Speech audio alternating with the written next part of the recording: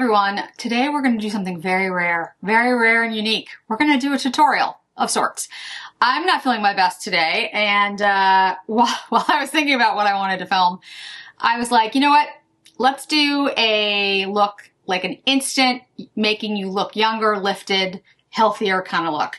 Now it'll probably end up being titled How to Look Younger Instantly or something like that, because you can't be nuanced in titles on YouTube, but really what this look does is make your face look more lifted, which does, in fact, make you look younger. And I'll also talk a little bit about making your skin look a little plumper, because I've got some questions about that.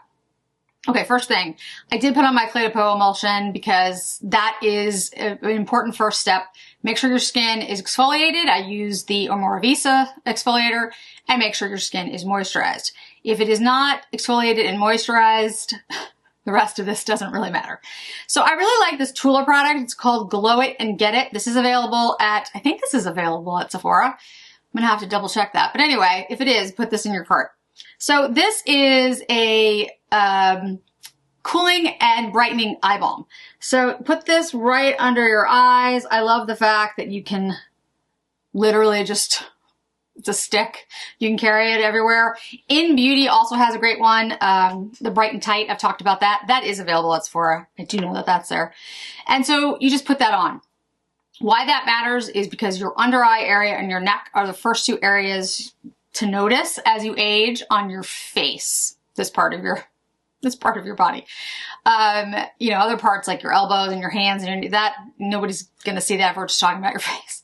But your under eye and your neck, that area of skin, this because it gets loose and this because it's very thin, you'll see the signs of aging there first.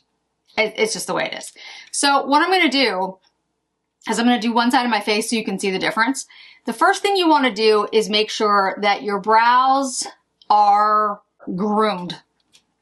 And if you have thinning brows, which most of us do, or you over tweezed your brows like I did in the 90s, you know, whatever the case may be, make sure that you fill them in. The trick to having like good brows, one, I did get mine microbladed. I've done it twice now, and it doesn't fix everything, but it gives you an excellent, almost like template, so that you know how the eyebrows are supposed to be and where they're supposed to be drawn. That's the first thing. It will make your eyebrows look fuller. And I would say when you first do it, you know, do it subtly so you're not overwhelmed. But when you go back, you'll probably want to do it more than you did it the first time, because the way they look when you walk out of the salon is not how they look a month later. The second thing is going with tiny strokes. This is the Refi one. Brow pencil. I really like this. It works very well for me. It's hard to find auburn. This one has a great auburn. Make sure that you use tiny, thin strokes, because if you use a really thick pencil or you use really thick pomade or whatever it is, it's not going to look natural. And there's nothing wrong with that if that's the look you're going for, but most people want more of a natural look. So go in with the color that you want, build it up. Then go in with something like this. This is Brow Flick from Glossier. They don't have an auburn, but this is a deep brown. And then just draw very thin, just a couple lines like throughout the brow in areas where you feel like you need just a little more. Maybe the areas that were a little more over tweezed or something. And then at the end, go in with something that pulls them up. You can use like a pomade or a gel. There's been, you know, tons of them. I would go in with the clear one. That's what I do. I go in with the color now, and then later on at the end, I go in with the clear. Can you see the difference between the two and how this automatically makes my face look lifted and frankly younger? Like, because when you're younger, you have fuller brows. Some type of tinted moisturizer, foundation, something like that. Why? Generally, as you get older, you have more sun damage, right? You have more uneven skin. So as you get older, that shows. And when you're younger, you have less of it. You also have more of a glow when you're younger. You have more collagen. Your skin is bouncier. And so if you use something that is more lightweight, transparent, has a little bit of color coming through, dewy, all of those things, your skin looks younger than if you try to use a full coverage heavy foundation. So what I'm going to do on this side of my face is I am going to use a little bit too much foundation. You'll see how that looks.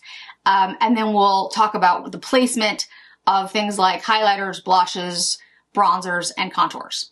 Okay, so this side of my face has heavier foundation, too much foundation, and the foundation is a little too light. You can see how it instantly ages my skin. It just, first of all, it's too heavy. Second of all, it's too matte. And third of all, it's too light.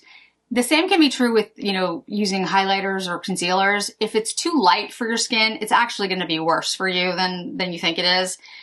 I would, in some ways, rather have the foundation be a little bit too deep and then like blend it into the neck. Neither is great, but if you are older and more mature skin and the foundation is too light, it really does make you look unhealthy. Well, how's that? Okay, so let's get into placement.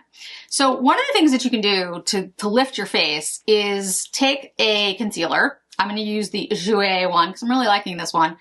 And start putting it in, so it needs to be a little bit lighter than your skin. Not a lot lighter, because for the purpose of using it for this. You're gonna start putting it in areas that you wouldn't necessarily think of. I mean, you would, but not off the top of your head. So you're gonna have it here, here. You can use it here a little bit. Here, here, like that. And you can see the direction is all in this direction of up.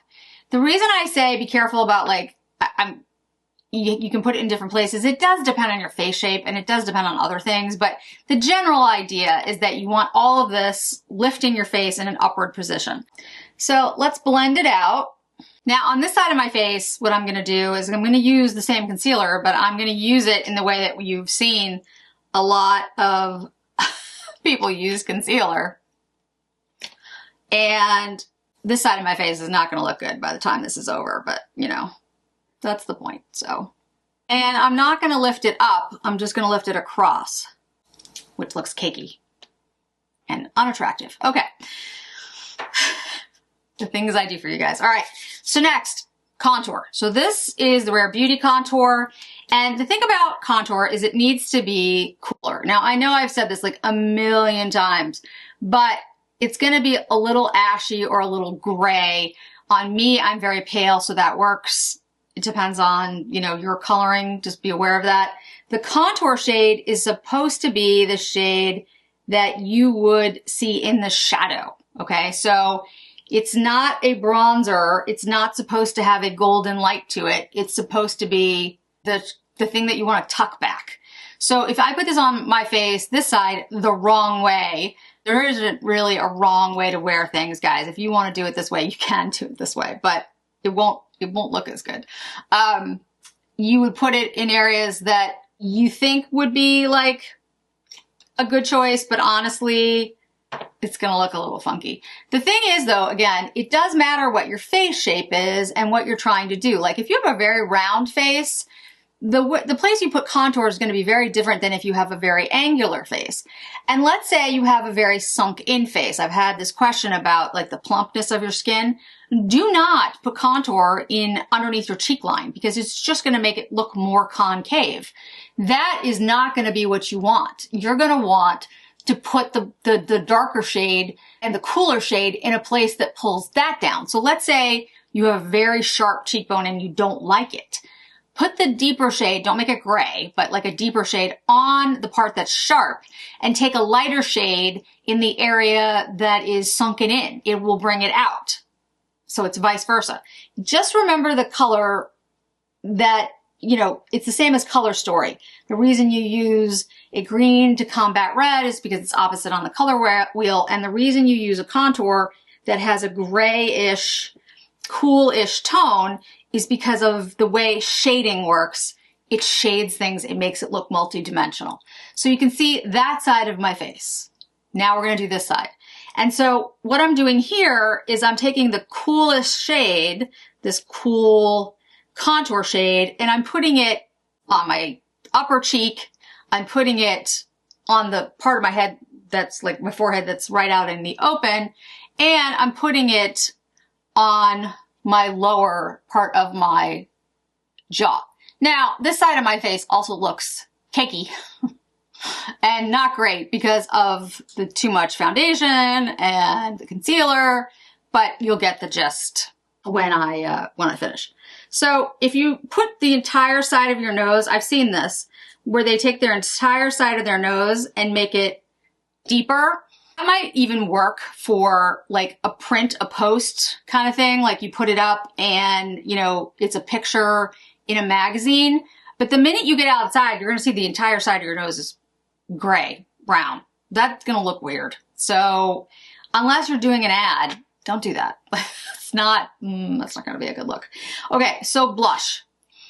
Blush, again, I'm using all cream products because cream products, even though on this side of the face they're going to look bad, but cream products in general make you look younger. They have a younger look to them. A blush product, put it up higher on your face and almost blend it in to the side of your hairline. And the reason this works is, again, it's lifting your eye up. So if your skin is losing some elasticity, which, you know, everyone's does, you're forcing the eye upward. You're forcing the face upward. And a little bit of this on your nose gives that sun-kissed kind of look, like when you were a kid. Like when you were out in the sun, you get a little bit of sunburn. Sunburn's bad, but for the purposes of looking young, you can also take it and put like a little bit like right in here, just to give yourself a little bit of flush. Again, though, remember that can work against you if your face is falling and you put it on the apples of your cheek. And then when you stop smiling, it's not in the same place. So you want to make sure that you don't put it too high up, because what ends up happening is it looks harsh and it doesn't look where you, that's not where you smile. That's not where you blush. So that is the thing that I see a lot of people do. They put it up here and that's not a natural look for your face. It's not where you would blush. It's not a good look. I mean, again, it does depend on your face shape, but in general, these rules are going to apply. All right, now bronzer. This is the Refi bronzer. This is, again, cream. And bronzers, the point of a bronzer is to bring some sun, some warmth to your skin. And so this does hit you more where the sun would hit you, which is the middle part of your forehead here. It would not be in the contours, because the contours are where the gray is, not where the bronzer is. So you don't want to have the bronzer used as a contour. It's not going to look right because it's going to look too warm. You want this in the areas where the sun would hit. So you can also use it like here on your nose over the blush. And you can see how you get that sun-kissed kind of look. And again, you're going to have it be lifted like this in those areas to give that face, you know, that kind of lifted look.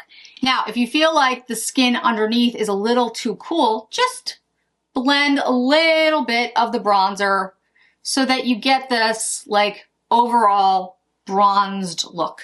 So you see how that looks lifted? And this side does not. In case you ever look at your makeup and you're like, wow, why does my makeup not look good? It could be placement. It could just be where you're placing the makeup, because sometimes that's all it is. And sometimes it's, you know, difficult to know where to place things. Before we do the eyes, let's talk about the lips for a second.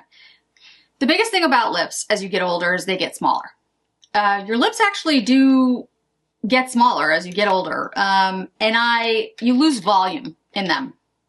Part of it is just you lose volume in your lips, and they also can get drier. My lips have gotten drier.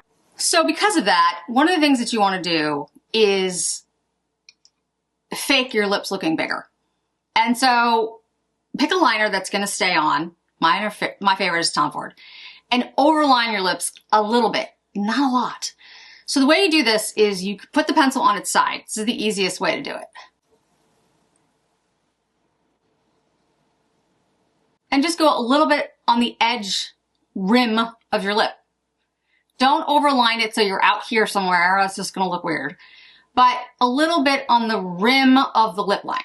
Do the same on the bottom. Now here's the thing. Most people have a lower lip that's bigger than their upper lip. My lower lip is bigger, but my lips are generally, they're relatively full. I always had big lips growing up and I actually always hated them.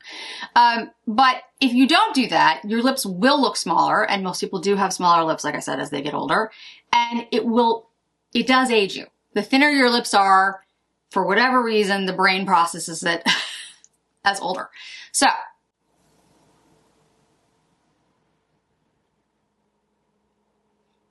the other thing is, fill in the lip a little bit with the liner. Now, I like to fill in the entire lip with the liner. That's what I've always done. But if you don't like that, just sort of do an ombre so that it's deeper on the outside and then there's nothing on the inside. That's fine. The reason that works, two things. One, it locks down the lipstick better. And two, it gives a better look when you put the gloss or the lipstick on, because rarely will be exactly the same color. And what you don't want to have is a line on the outside of your lips and a different color inside, even though that was very big in the 80s and 90s. Don't do that. Don't do that if you're trying to look younger. How's that? The next thing you want to do is get a gloss, not a matte lip. Generally, again, because if your lips look drier, now, the new mattes are much better than they used to be, no doubt. But if you already have dry lips, I wouldn't go with a matte. I would go with a soft matte, or maybe what they call a radiant matte now, or whatever. But a glossier lip is going to look, quote, younger, fuller, however you want to decipher it. The other thing is, if you pick something that's like a light pink, like a light Barbie pink or a light coral or something that's not that different from your lips. So obviously if you have a deeper skin tone, pick a shade that's closer to that. You will find that the lip will look almost naturally plumper because it's almost like a monochromatic type of thing. It's not a stark difference to your lips. That's not to say that a bright lipstick also won't work. If you use a very bright lipstick, that can totally brighten up a face and can make you look younger. I'm just saying as a general rule here of what, things that might work to make your face look more lifted and therefore look younger. Okay, so I'm going to get a matte shade. I don't have any real mattes, but I have some soft mattes. You can see very clearly the difference between the two. Now I'll hold up something at the end that you can see the difference side by side, but I am already looking at it with this need to wipe off the side of my face. Okay. So, so eyeshadow. Okay. Look, here's the truth of it. If you have eyelids that are heavy, really heavy eyelids, you are going to feel as though you can't do as many eye looks on your eye. And that is not true. You can, but you have to be more deliberate about your placement, and you have to be more careful about your placement, because what happens is this skin comes down and it masks where the bone is in your eye, and it makes your eye look heavier. The worst thing to do if you have that is to use a very dark shadow all over your eye. It will make your lid look heavier. So you want to keep any darkness out here to pull things up again. You don't want to use a traditional approach when you put a transition shade. You don't want to just close your eye naturally like this and go and open your eye and be done. You want to do it with your eye open, which feels weird, and I know that. But you want to go in a shade that isn't too much. This is the Hermes palette. This is number 4. You don't want to use something that's too much deeper than your skin, but enough that you see a difference. And you want to look straight ahead and go above the crease, where the crease is, as you're looking straight ahead. I am looking straight in my mirror.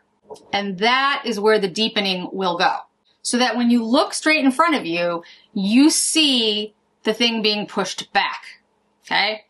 So it's tricky. It takes a little while to get used to, but once you've done it a couple times, you'll realize it's really not any different than how you were doing your eyeshadow before.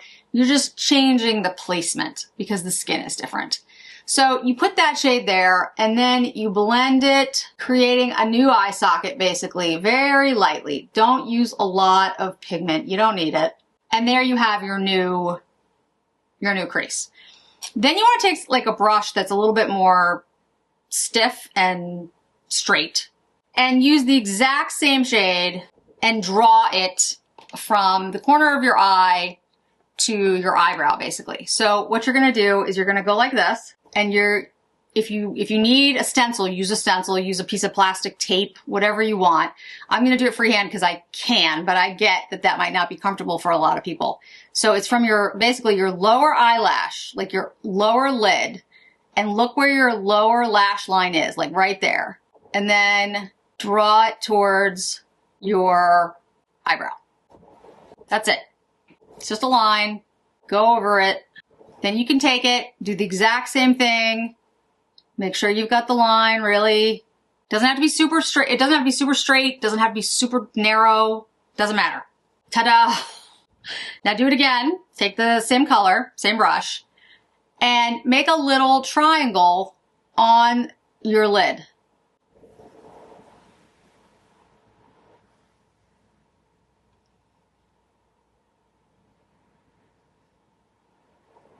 Okay?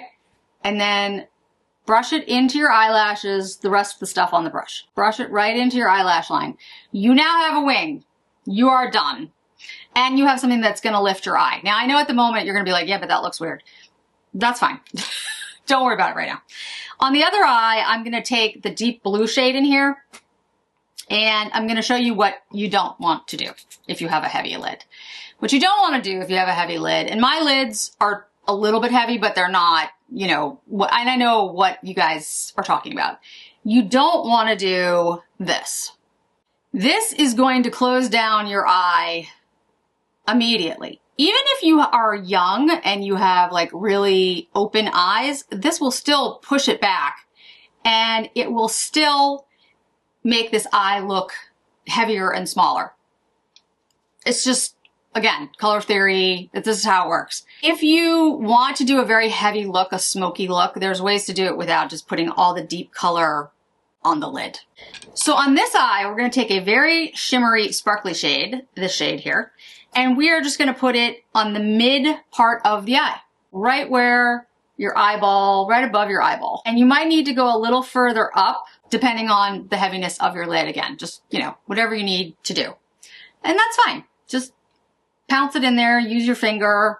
Now you have like a shimmery point to look at.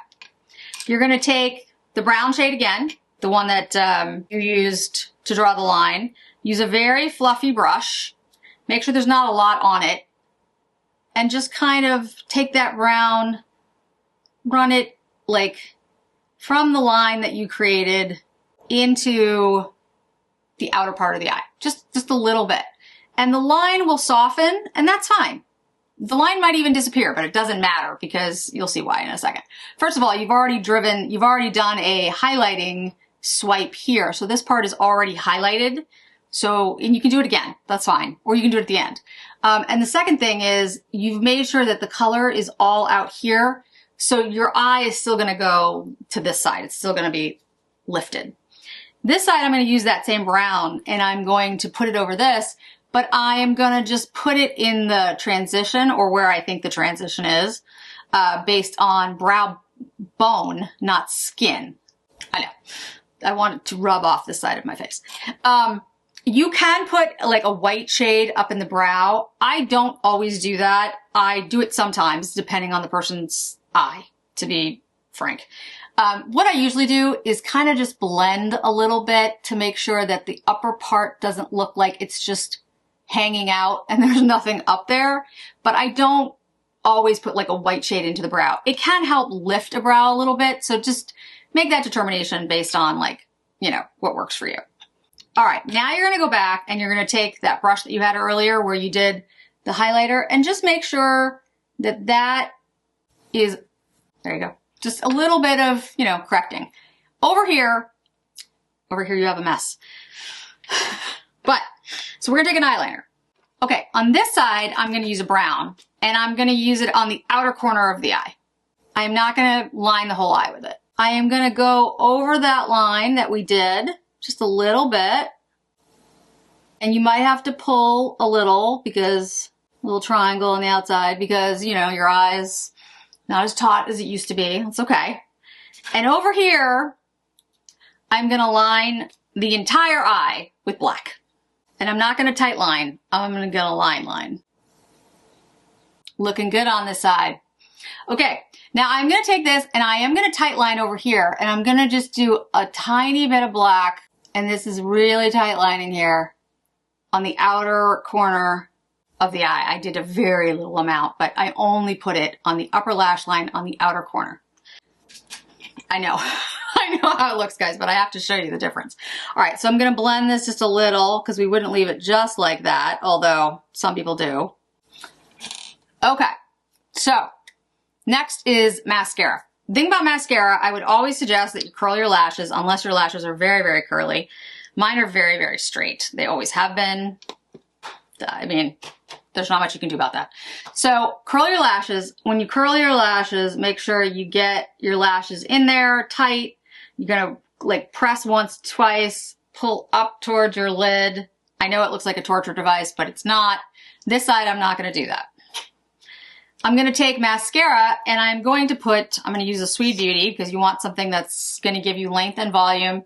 And I'm gonna concentrate it on the outer corner of my eye. That does not mean I'm not gonna put mascara on the rest of my lashes. It just means I'm gonna start here and I'm gonna put most of it and most of the attention that I'm, trying to place on the outer corner of the lash, so that on the outer corner of the eye. So these lashes are the ones that are gonna get the most mascara. Root to tip, make sure you get the root close to the lash as you can, and then pull out so that again, you're drawing the attention.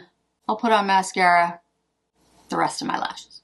Same on the outside, on the lower lash line. On the outside first. Now this side, I'm gonna do the middle first. And again, I haven't curled my lashes. And my lashes aren't any shorter on this side, guys. It's just because they've been curled. You'll see what a difference it makes. I'm just gonna put the attention more on the middle part of the eye than the outer. Okay. Last but not least, powder. As I said earlier, I'm gonna do an entire video about all the different powders and what you actually need and the difference between setting and finishing and all that good stuff. I would suggest, unless you have very oily skin, to use a finishing powder, not a setting powder. I would also suggest that you use a loose powder instead of a pressed powder. Again, I'll get into the differences, but generally that's gonna work for more mature, dehydrated skin. We are gonna use the Suku lavender powder, which is a lovely, lovely powder. And this, I don't think exists anymore. I'll be honest, I'm not sure, but I don't think it does. Okay, so we're gonna use this very lightly on this side of the face. I pounce it a little bit. I use a very fluffy brush, airbrushed. Then I do take a tiny, tiny bit, and I do like something like a lavender or a blue, depending, the Yves Saint Laurent one, and get it right up here in the corner of my eye to set that area and brighten it. Now this side of my face, I'm gonna use a powder puff, and I'm gonna go in with, frankly, too much powder. Now, if I was really doing the worst of the worst, I would use a different powder. I would use like a finishing powder that, frankly, had more of a, matte finish, but I don't think I even have any of those. I have finishing powders, but I don't think I have any that are like super oil absorbing, because I don't think I've ever bought that. The ones that I've bought have all been ones that have a dewier finish. They're always meant to be mattifying, but you get the picture. All right, and then if you take something like this and then cake it onto the side of your face. So what I'm gonna do is I'm gonna hold up a towel and you can see the one side of the face versus the other. Okay, so here's the younger looking side of the face. Younger, lifted.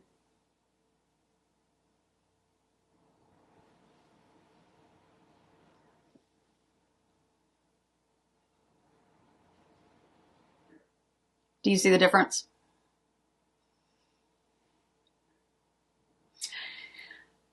The point here today is not to tell you that there's a right and wrong way to do makeup, regardless of what the title says. It's to show you that placement, tools, product, knowledge makes a huge difference in how you do your makeup. And if your makeup isn't looking like you want it to, and you're using products that you see content creators use that you trust, that's important, and it looks good on them, or they've made it look good, and you feel like you can't, yeah, so then you don't think it's the product, okay? Because you trust the content creators being honest with you and it's a good product. If it's not the product, it isn't because you can't look good in makeup. It's because you just don't know how to. It's because you're putting it in the wrong place, or maybe you're using the wrong product for the wrong thing, like a setting powder instead of a finishing powder, and you need that, or vice versa. Or you're using too heavy of a foundation, or too light of a foundation, or you're putting the blush in the wrong place, or you have the wrong shades. Those things come with time and experience, and the more you play around with it, the more you try different things, I think the more you'll find what looks good for you. It doesn't mean you'll, learn to be a makeup artist. You don't have to. You only have to find what works for you. So I think that generally these tips that I gave you today will help give you a lifted, younger looking look if that's what you're going for, which it seems to be what a lot of people ask for when I've done their makeup. So I think that will probably be pretty popular. And if you have any questions, certainly let me know. Thanks so much for joining me today, guys. I really do appreciate it. I hope to see you in another video really soon.